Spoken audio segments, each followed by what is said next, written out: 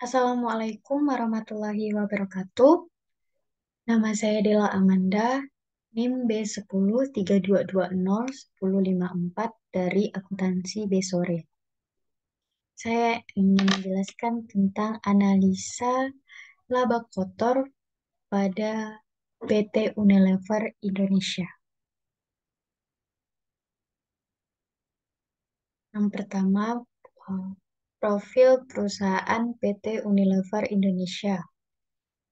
Unilever adalah perusahaan yang dibangun atas dasar purpose atau tujuan mulia. Purpose merupakan jantung dari segala yang dilakukan baik sebagai karyawan, brand, maupun perusahaan. Unilever Indonesia pertama kali didirikan pada 5 Desember 1933 dengan nama Liver Ziprecin N.V. yang bertempat di daerah Angke, Jakarta Utara. Nah, bisnis perusahaan dibagi ke dalam dua divisi utama, yaitu Home and Beauty Personal Care and Food and Refreshment.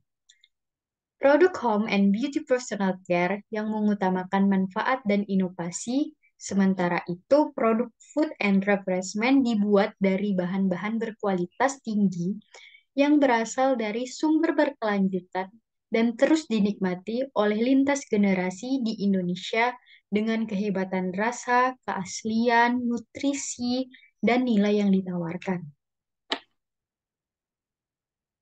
Selanjutnya, eh, sejak 5 Desember 1993, Unilever Indonesia telah tumbuh menjadi salah satu perusahaan fast-moving consumer terkemuka di Indonesia yang senantiasa menemani keseharian masyarakat melalui beragam produknya seperti Pepsodent, Lux, Lifebuoy, Dove, Sunsilk, Clear, Rexona, Vaseline, Rinso, Molto, Sunlight, Walls, Royco, Bango, dan masih banyak lagi.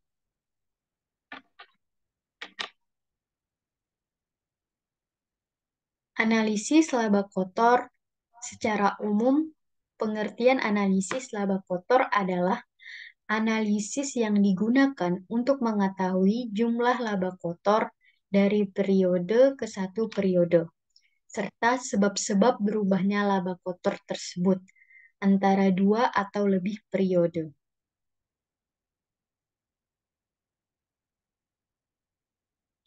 Analisis laba kotor pada PT Unilever Indonesia perseroan terbuka.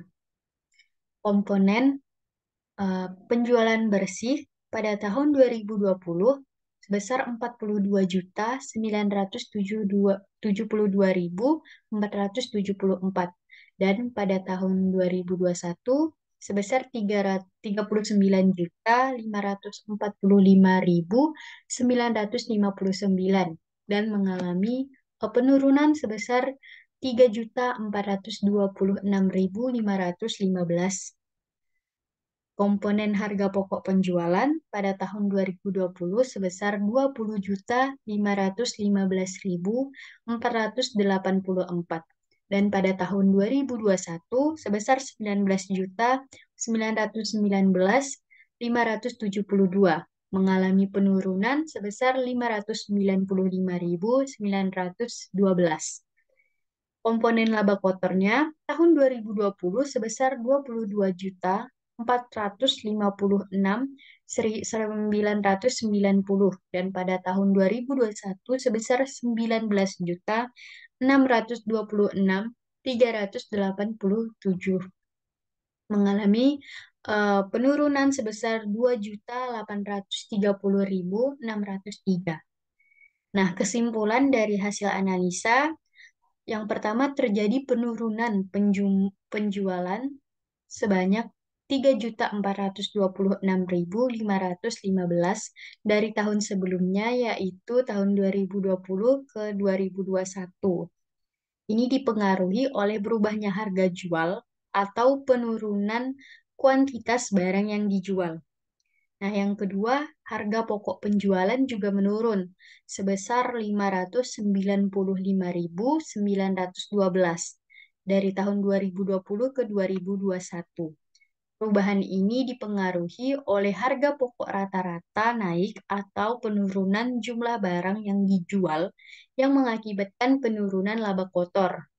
Selanjutnya, laba kotor juga mengalami penurunan sebesar 13% atau sebesar 2.830.603 dari 2020 ke 2021.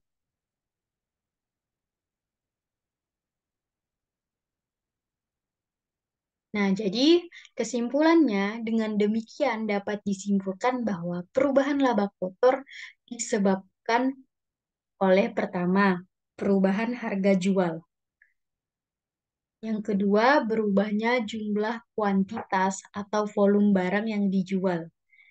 Dan yang ketiga, berubahnya harga pokok penjualan.